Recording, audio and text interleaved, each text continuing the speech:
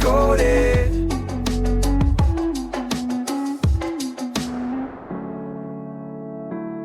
Welcome back to Book Decoded, where we, crack open these insightful reads and we try to serve up some actionable ideas and some intriguing stories for you. Oh, absolutely. And, sometimes those stories are a little bit unexpected. Right, they can be, and that's what's so fun about it. Yeah.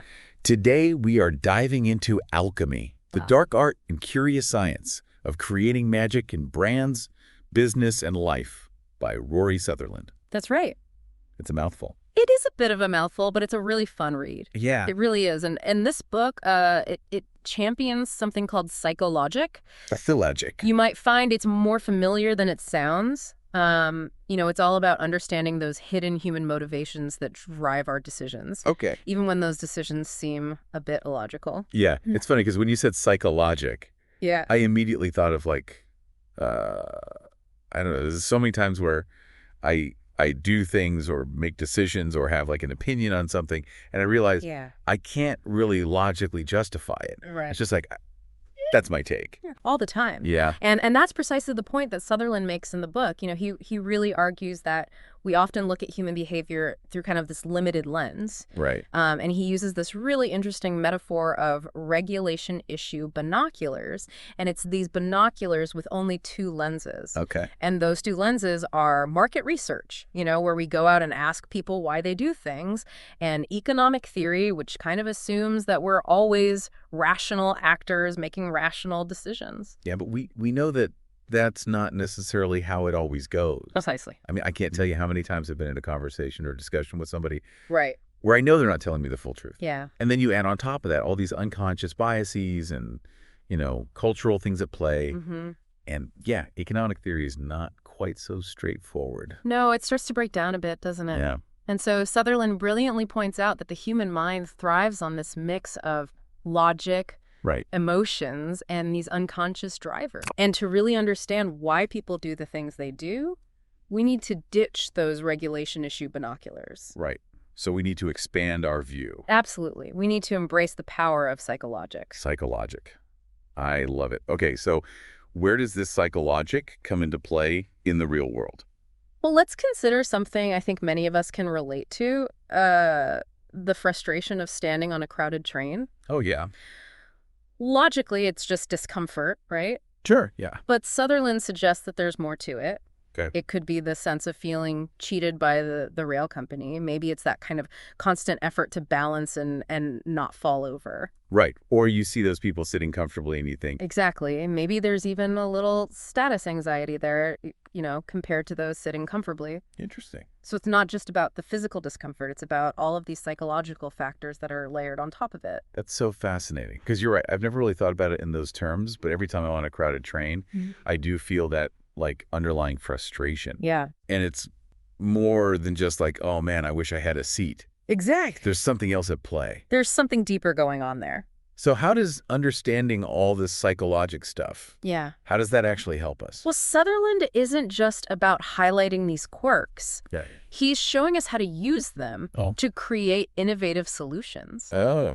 Imagine if we could design train carriages specifically for standing passengers, right? Maybe with partial fare refunds, Oh, that's interesting. or even just more bum rests so people can kind of lean. Yeah. It's about recognizing the psychologic behind a behavior and finding these creative workarounds. Yeah, I mean, that's a clever approach. Right. It's like you're taking a frustrating experience and flipping it into an opportunity Absolutely. to do something cool. And this concept can be applied to much bigger issues, too. Okay. Take, for instance, Frederick the Great of Prussia in the 18th century. Okay. He wanted to popularize the potato to protect his people from famine. Great goal, right? Yeah. But no one was interested. Well, they weren't mentioned in the Bible, for one thing, and dogs wouldn't even eat them. So they're thinking, if dogs don't like it, why should I? Exactly. There was a real stigma against the potato. Interesting. But Frederick, being a bit of a psychologic whiz himself, came up with a plan.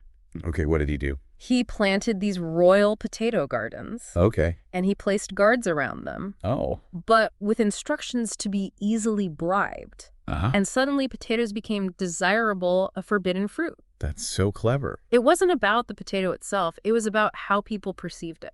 It's amazing that, Yeah. it makes you wonder how much of what we value is actually influenced by similar tactics. Absolutely. And that brings us to one of the most compelling ideas in the book, costly signaling. Costly signaling. It's this idea that the meaning we attach to something is often linked to the expense with which it's communicated. Okay, so is that why we're more likely to trust a black cab driver in London?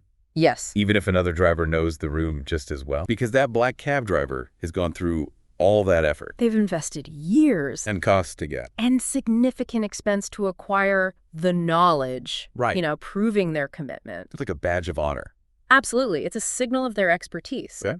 It's also why those elaborate marketing mailings, even with the same information, can feel more impactful than a simple email. Oh, that's so true. They signal that the company is serious and willing to invest in you as a customer. So it's not just about the information itself. It's about that unspoken message behind it. The method of delivery. Exactly. Yeah, that's fascinating. Indeed. And costly signaling is also why that long-standing brand reputation can be so powerful. Makes sense.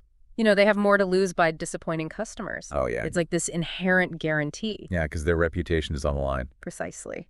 This is really making me rethink so much of even my own decision-making process. Yeah. It seems like so much of what we consider to be irrational behavior actually makes a lot of sense when you view it through this lens of psychologic. Right. Whether it's choosing a specific brand Yeah. or even something as simple as brushing our teeth. Cleaning our teeth. That's an interesting one. Yeah. How do you see psychologic at play there? Well, I don't know about you, but I'm often brushing my teeth right before I'm worried about bad breath. Ah, Not necessarily when I'm thinking about cavities. interesting. It's like the social aspect trumps the long-term health goal. That's a brilliant observation.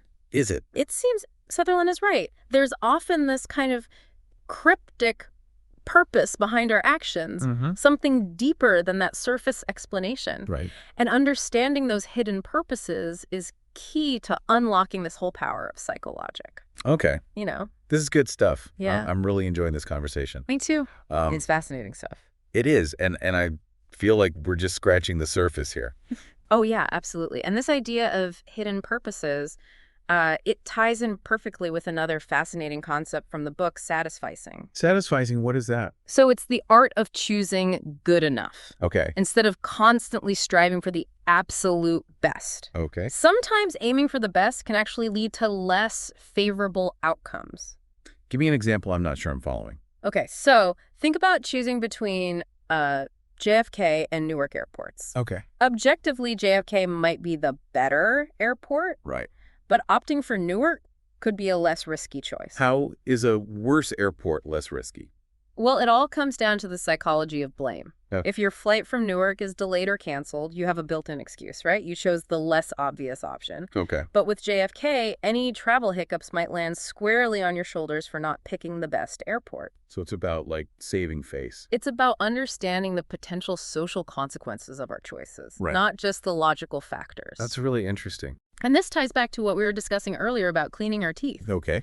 We often satisfice by focusing on the immediate social benefit of fresh breath Right. rather than the long-term goal of perfect dental health. So if we want to change behavior, Yeah, we need to appeal to those, immediate emotionally driven needs. absolutely. Not just logic and reason. It's about understanding what truly motivates people. Okay. Sutherland highlights this with an example of a charity mailing. Okay. The logical approach, outlining the problem and a rational solution, actually decreased donations. Interesting. But when they framed the appeal in a way that really resonated emotionally, donations increased. It's like they always say, people don't buy what you do, they buy why you do it. Exactly. And that why is often, something emotional like wanting to make a difference. Absolutely. Those deep-seated human desires, to feel good, to make a difference, to connect with something bigger than themselves. Right. Speaking of connecting with something bigger, Sutherland also emphasizes the importance of context and meaning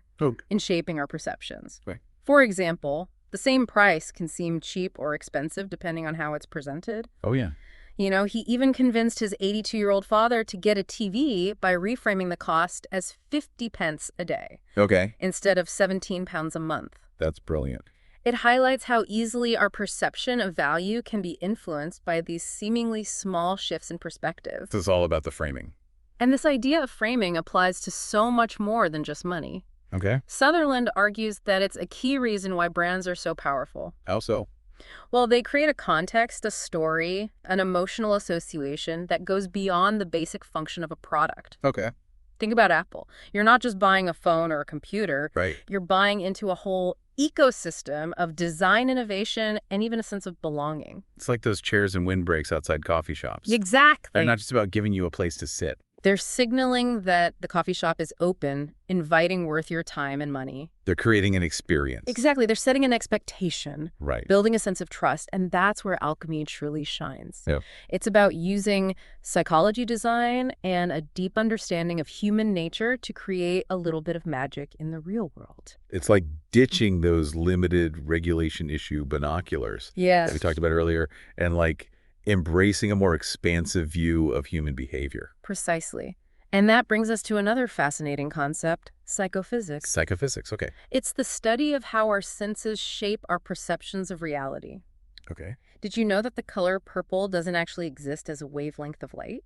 Wait, really? It's a creation of our brains, a blend of red and blue wavelengths that our minds perceive as this distinct color. So our brains are like constructing our reality. In a way, yes, what we perceive as objective reality is often filtered through our individual experiences, biases, and expectations. Mhm. To illustrate this, Sutherland describes the study where people were shown 3 buckets of water, Okay.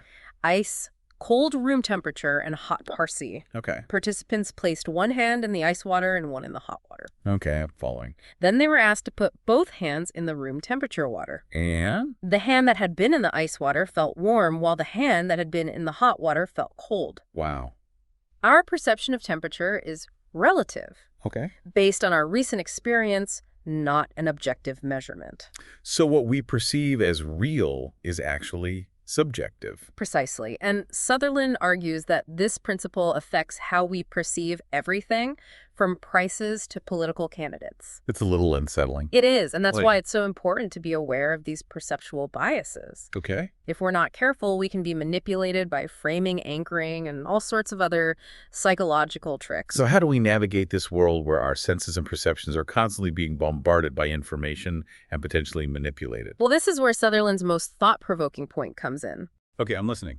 He believes we're living in a world obsessed with data and algorithms, bombarded with information, but often struggling to make sense of it all. Okay. He calls this the overuse of reason. Overuse of reason. We're so focused on finding the right answer, the most logical solution, Okay. that we miss the bigger picture, the human element. So we're drowning in data, but thirsting for meaning. Exactly. And that's where alchemy comes in. You know. It's about using intuition, creativity, and our understanding of human psychologic to navigate this complex, data-driven world. So it's not about just throwing out logic and reason. Yeah. It's about finding a balance. It's about finding those elegant, often unexpected solutions that work because they tap into those deeper currents of human motivation. So we need to find a way to merge the power of data with the wisdom of human understanding. Sutherland describes it as scenting the soap.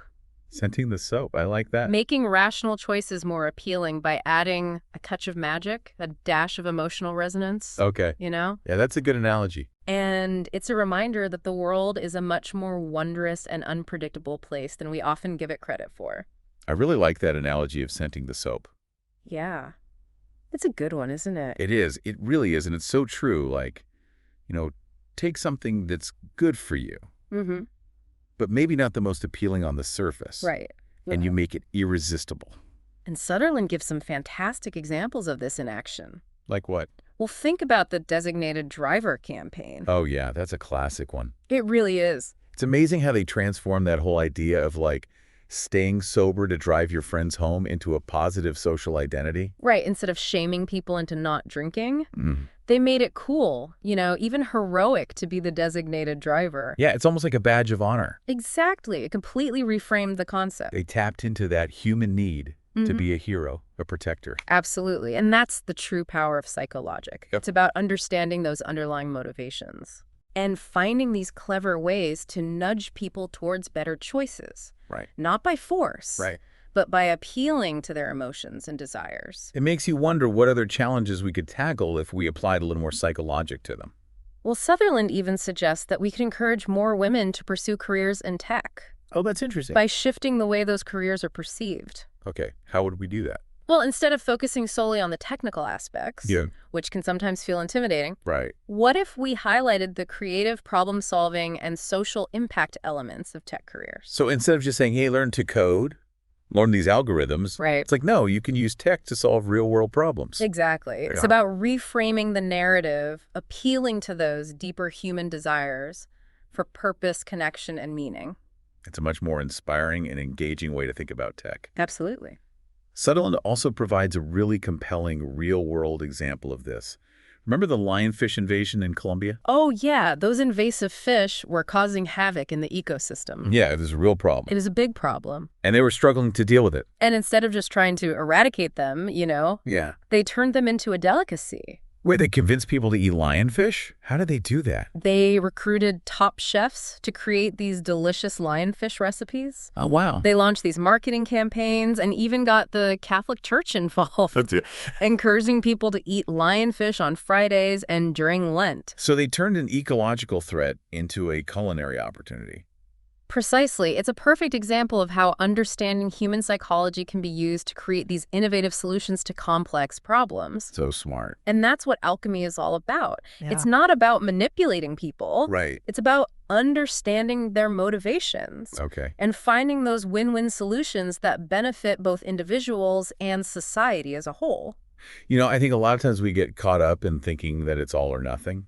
But sometimes the best solutions are those that find that sweet spot Absolutely, the win-win. where everybody benefits. That's alchemy in action. Well, to our listeners out there, I highly recommend picking up a copy of Alchemy Yes. and, taking a look at the world through this new lens This lens of psychologic. of psychologic. You might be surprised at what you discover. Yeah. Not just about the world around you. Bet about yourselves. Exactly. It's a journey of understanding, human behavior, decision-making, and ultimately the beautifully illogical nature of being human. It really is. And who knows, maybe you'll unlock a little magic of your own. I hope so.